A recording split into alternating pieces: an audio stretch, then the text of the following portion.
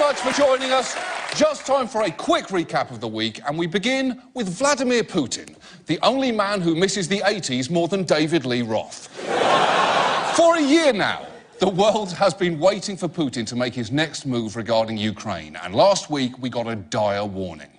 Ukraine's President Poroshenko told his military last week that it must be prepared for a full-scale invasion along the border with Russia. He had earlier said that summer was the most likely time for such an event. Yeah, well, to be fair, of course summer is the most likely time. Even people who live in Russia don't want to visit Ukraine in the winter. But here is why that won't happen. Putin is notoriously terrible at turning up on time. And if you need proof, just look what else happened this week. The summit between the Pope Francis, and Russian President Vladimir Putin. Off to a chilly start. The Russian leader was more than an hour late. That is not cool. It's not cool. He kept the Pope waiting. Just think about how rude that is. He forced the Pope to sit in there for an hour making awkward small talk with God. What?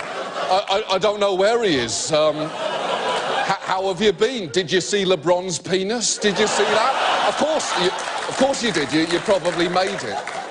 But look, this was not a surprise. Putin was once 14 minutes late to meet the Queen. He kept John Kerry waiting for 3 hours, and he has always been this way. His own ex-wife once said, "I remember standing around in the metro. The first 15 minutes of lateness are okay, half an hour also fine, but when an hour goes by and he's still not there, you start crying."